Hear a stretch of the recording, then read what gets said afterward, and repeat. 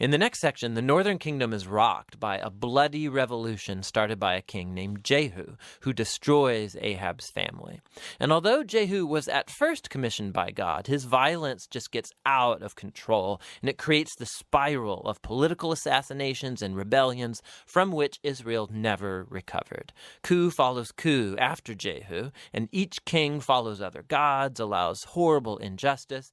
2 Kings 12. In the 7th year of Jehu, Jehoash began to reign, and he reigned 40 years in Jerusalem. His mother's name was Zibiah of Beersheba. And Jehoash did what was right in the eyes of the Lord all his days, because Jehoiada the priest instructed him. Nevertheless, the high places were not taken away. The people continued to sacrifice and make offerings on the high places. Jehoash said to the priests, "All the money of the holy things that is brought into the house of the Lord, the money for which each man is assessed, the money from the assessment of persons, and the money that a man's heart prompts him to bring into the house of the Lord, let the priests take, each from his donor, and let them repair the house wherever any need of repairs is discovered." But by the 23rd year of King Jehoash, the priests had made no repairs on the house. Therefore King Jehoash summoned Jehoiada the priest, and the other priests, and said to them, "Why are you not repairing the house? Now therefore take no more money from your donors, but hand it over for the repair of the house." So the priests agreed that they should take no more money from the people, and that they should not repair the house. Then Jehoiada the priest took a chest, and bored a hole in the lid of it, and set it beside the altar on the right side as one entered the house of the Lord. And the priests who guarded the threshold put in it all the money that was brought into the house of the Lord. And whenever they saw that there was much money in the chest, the king's secretary and the high priest came up, and they bagged and counted the money that was found in the house of the Lord. Then they would give the money that was weighed out into the hands of the workmen who had the oversight of the house of the Lord. And they paid it out to the carpenters and the builders who worked on the house of the Lord, and to the masons and the stonecutters, as well as to buy timber and quarried stone for making repairs on the house of the Lord, and for any outlay for the repairs of the house. But there were not made for the house of the Lord basins of silver, snuffers, bowls, trumpets, or any vessels of gold or of silver, from the money that was brought into the house of the Lord, for that was given to the workmen who were repairing the house of the Lord with it. And they did not ask an accounting from the men into whose hand they delivered the money to pay out to the workmen, for they dealt honestly. The money from the guilt offerings and the money from the sin offerings was not brought into the house of the Lord. It belonged to the priests. At that time, Hazael, king of Syria, went up and fought against Gath and took it. But when Hazael set his face to go up against Jerusalem, Jehoash, king of Judah, took all the sacred gifts that Jehoshaphat and Jehoram and Ahaziah his fathers, the kings of Judah, had dedicated, and his own sacred gifts, and all the gold that was found in the treasuries of the house of the Lord, and of the king's house, and sent these to Hazael, king of Syria. Then Hazael went away from Jerusalem. Now the rest of the acts of Joash, and all that he did, are they not written in the book of the Chronicles of the kings of Judah? His servants arose and made a conspiracy, and struck down Joash in the house of Millo on the way that goes down to Silla. It was Josachar the son of Shimeath, and Jehozabad the son of Shomer, his servants, who struck him down, so that he died. And they buried him with his fathers in the city of David, and Amaziah his son reigned in his place. 2 Kings 13. In the 23rd year of Joash the son of Ahaziah, king of Judah, Jehoahaz the son of Jehu began to reign over Israel in Samaria, and he reigned 17 years. He did what was evil in the sight of the Lord, and followed the sins of Jeroboam the son of Nebat, which he made Israel to sin. He did not depart from them, and the anger of the Lord was kindled against Israel, and he gave them continually into the hand of Hazael, king of Syria, and into the hand of Ben-Hadad the son of Hazael. Then Jehoahaz sought the favor of the Lord, and the Lord listened to him, for he saw the oppression of Israel, how the king of Syria oppressed them. Therefore the Lord gave Israel a savior, so that they escaped from the hand of the Syrians, and the people of Israel lived in their homes as formerly. Nevertheless, they did not depart from the sins of the house of Jeroboam, which he made Israel to sin, but walked in them. And the Asherah also remained in Samaria. For there was not left to Jehoahaz an army of more than 50 horsemen, and 10 chariots, and 10,000 footmen. For the king of Syria had destroyed them, and made them like the dust at threshing. Now the rest of the acts of Jehoahaz, and all that he did, and his might, are they not written in the book of the Chronicles of the kings of Israel? So Jehoahaz slept with his fathers, and they buried him in Samaria. And Joash his son reigned in his place. In the 37th year of Joash king of Judah, Jehoash the son of Jehoahaz began to reign over Israel in Samaria, and he reigned 16 years. He also did what was evil in the sight of the Lord. He did not depart from all the sins of Jeroboam the son of Nebat, which he made Israel to sin, but he walked in them.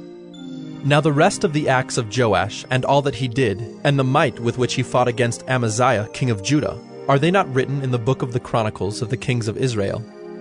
So Joash slept with his fathers, and Jeroboam sat on his throne. And Joash was buried in Samaria with the kings of Israel. Now when Elisha had fallen sick with the illness of which he was to die, Joash, king of Israel, went down to him, and wept before him, crying, My father, the chariots of Israel and its horsemen. And Elisha said to him, Take a bow and arrows. So he took a bow and arrows. Then he said to the king of Israel, Draw the bow. And he drew it. And Elisha laid his hands on the king's hands. And he said, Open the window eastward. And he opened it. Then Elisha said, Shoot. And he shot. And he said, The Lord's arrow of victory, the arrow of victory over Syria. For you shall fight the Syrians in Aphek, until you have made an end of them. And he said, Take the arrows. And he took them. And he said to the king of Israel, Strike the ground with them. And he struck 3 times and stopped. Then the man of God was angry with him and said, You should have struck 5 or 6 times. Then you would have struck down Syria until you had made an end of it. But now you will strike down Syria only 3 times. So Elisha died, and they buried him. Now bands of Moabites used to invade the land in the spring of the year. And as a man was being buried, behold, a marauding band was seen, and the man was thrown into the grave of Elisha. And as soon as the man touched the bones of Elisha, he revived and stood on his feet. Now Hazael, king of Syria, oppressed Israel all the days of Jehoahaz. But the Lord was gracious to them, and had compassion on them, and he turned toward them because of his covenant with Abraham, Isaac, and Jacob, and would not destroy them, nor has he cast them from his presence until now. When Hazael king of Syria died, Ben-Hadad his son became king in his place. Then Jehoash the son of Jehoahaz took again from Ben-Hadad the son of Hazael the cities that he had taken from Jehoahaz his father in war. 3 times Joash defeated him and recovered the cities of Israel. 2 Chronicles 24. Joash was 7 years old when he began to reign, and he reigned 40 years in Jerusalem. His mother's name was Zibiah of Beersheba. And Joash did what was right in the eyes of the Lord all the days of Jehoiada the priest. Jehoiada got for him 2 wives, and he had sons and daughters. After this, Joash decided to restore the house of the Lord.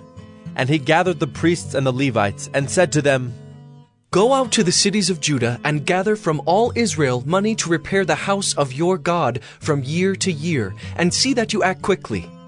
But the Levites did not act quickly. So the king summoned Jehoiada the chief, and said to him, Why have you not required the Levites to bring in from Judah and Jerusalem the tax levied by Moses, the servant of the Lord, and the congregation of Israel for the tent of testimony? For the sons of Athaliah, that wicked woman, had broken into the house of God, and had also used all the dedicated things of the house of the Lord for the Baals. So the king commanded, and they made a chest and set it outside the gate of the house of the Lord. And proclamation was made throughout Judah and Jerusalem to bring in for the Lord the tax that Moses, the servant of God, laid on Israel in the wilderness. And all the princes and all the people rejoiced and brought their tax and dropped it into the chest until they had finished. And whenever the chest was brought to the king's officers by the Levites, when they saw that there was much money in it, the king's secretary and the officer of the chief priest would come and empty the chest and take it and return it to its place. Thus they did day after day, and collected money in abundance. And the king and Jehoiada gave it to those who had charge of the work of the house of the Lord. And they hired masons and carpenters to restore the house of the Lord, and also workers in iron and bronze to repair the house of the Lord. So those who were engaged in the work labored, and the repairing went forward in their hands, and they restored the house of God to its proper condition and strengthened it. And when they had finished, they brought the rest of the money before the king and Jehoiada, and with it were made utensils for the house of the Lord, both for the service and for the burnt offerings, and dishes for incense, and vessels of gold and silver. And they offered burnt offerings in the house of the Lord regularly all the days of Jehoiada. But Jehoiada grew old and full of days, and died. He was 130 years old at his death. And they buried him in the city of David among the kings, because he had done good in Israel and toward God and his house. Now after the death of Jehoiada, the princes of Judah came and paid homage to the king. Then the king listened to them. And they abandoned the house of the Lord, the God of their fathers, and served the Asherim and the idols. And wrath came upon Judah and Jerusalem for this guilt of theirs. Yet he sent prophets among them to bring them back to the Lord. These testified against them, but they would not pay attention.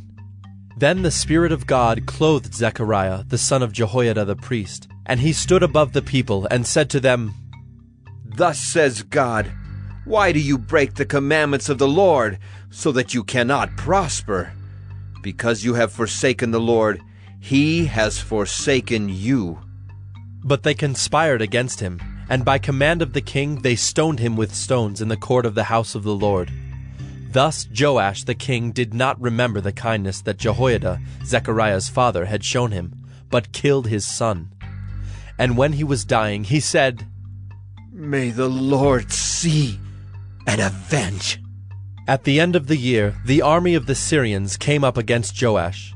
They came to Judah and Jerusalem and destroyed all the princes of the people from among the people, and sent all their spoil to the king of Damascus.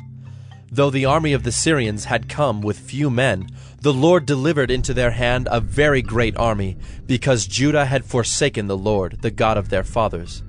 Thus they executed judgment on Joash. When they had departed from him, leaving him severely wounded, his servants conspired against him because of the blood of the son of Jehoiada the priest, and killed him on his bed. So he died, and they buried him in the city of David, but they did not bury him in the tombs of the kings. Those who conspired against him were Zabad the son of Shimeath the Ammonite, and Jehozabad the son of Shimrith the Moabite.